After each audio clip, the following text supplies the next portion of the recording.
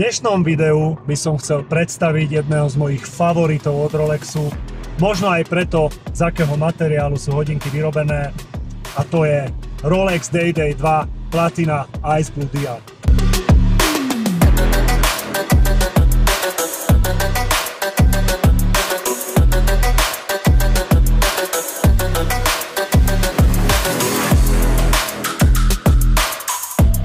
Takže k modelu Day-Date. Predstavený bol v roku 1956 s referenciou 6511-6510.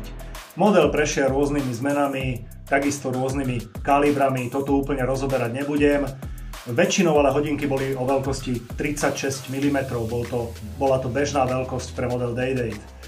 V roku 2008 ale Rolex predstavil model Day-Date 2 o veľkosti 41 mm Beštia. Hodinky boli predstavené v rôznych drahých kovoch, ako je to u Day-Dateu zvykom. Mne osobne ale najviac imponuje Platina.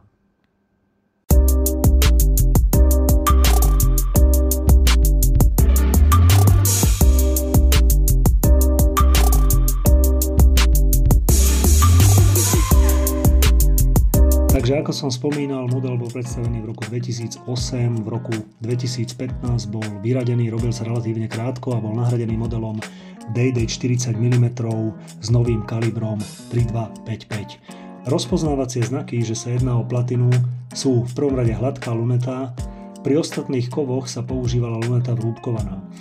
Ďalší znak je ľadovo-modrý ciferník, doplnený o rímske číslice ručičky ocelovo-modrej farby. Z môjho pohľadu je to najlepšia kombinácia. Tá chladná platina dokonale korešponduje s ľadovo-modrým ciferníkom. Váha hodiniek je 260 gramov. Samozrejme, ja mám ale prezident remienok skrátený o 3 články, aby mi boli hodinky dobré a pohodlné. Myslím si, že dokopy môžeme sa baviť o váhe nejakých 280 gramov. Váha hodiniek po nasadení na ruku prinesie ľahší šok. Po jednom dni ale váhu vôbec neregistrujete. A práve naopak z môjho pohľadu váha umocňuje dojem luxusu. Ešte trošku k remienku prezident, je to najkrajší remienok od Rolexu, možno aj preto, že nemá žiadny rušivý element. Celý remienok vytvára dojem jedného celku, prerušený je len korunkou, ktorou sa samotný remienok aj otvára.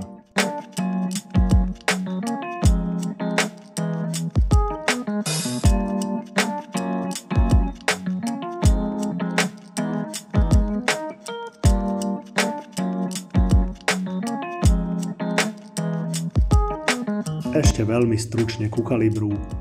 Pri Day-Date 41 mm je kaliber 3156, rezerva náťahu 48 hodín.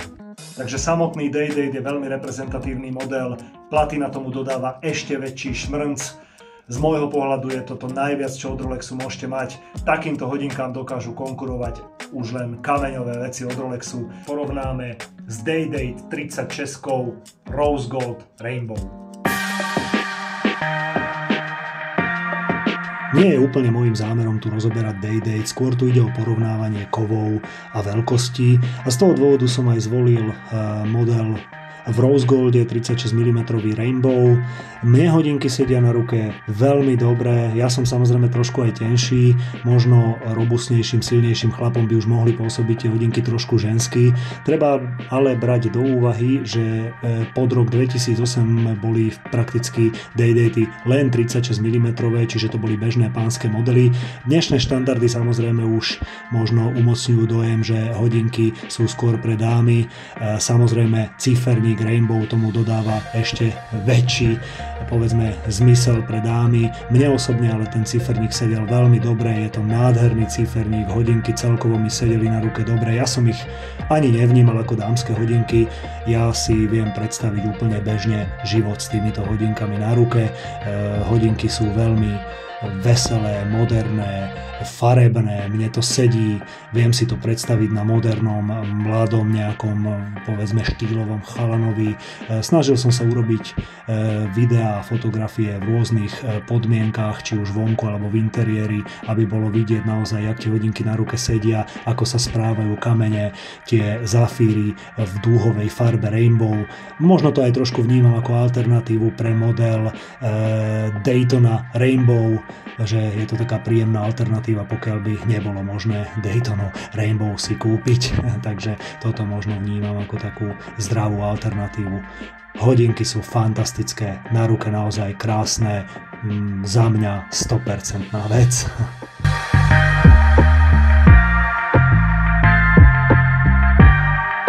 Taká zaujímavosť, Day-Date sa aktuálne ponúka myslím v 26 jazykoch. Platinový Day-Date máme v nemeckom jazyku, relatívne zriedkavé. Ostatné hodinky použité vo videu sú s jazykom anglickým. Ešte pre definitívne porovnanie som sa rozhodol urobiť videá a fotografie aj s aktuálnym modelom Day-Date 40 mm, v tomto prípade v žltom zlate s bielým ciferníkom. Vedľa nich platinové Day-Datey 41, a aspoň pre porovnanie aj ten 1 mm samozrejme tam hrá určitú rolu a hodinky Day-Date 2 vyzerajú trošku väčšie.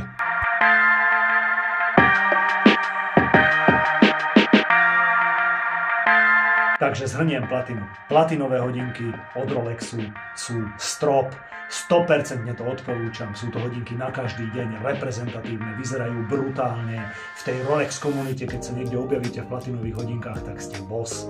To je proste nevyvratiteľný fakt, je toto najviac, čo od Rolexu môžete mať, vrele odporúčam. Každý, kto niekedy mal nejaký úmysel ísť do platiny a má nejakú pochybnosť, vôbec je to veľmi dobrá voľba. Hodinky na celý život, 100% vec. Niekoľkokrát som dostal otázku, ktoré hodinky by som si nehal na celý život.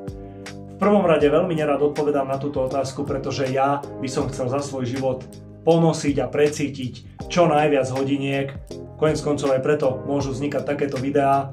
Keď by som ale mal úprimne odpovedať na otázku, ktoré hodinky by som chcel na celý život, určite by to boli hodinky z platiny.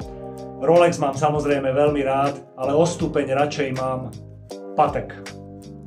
Preto by som vybral model 5711 platine. To sú hodinky, ktoré by som si ja vybral na celý život.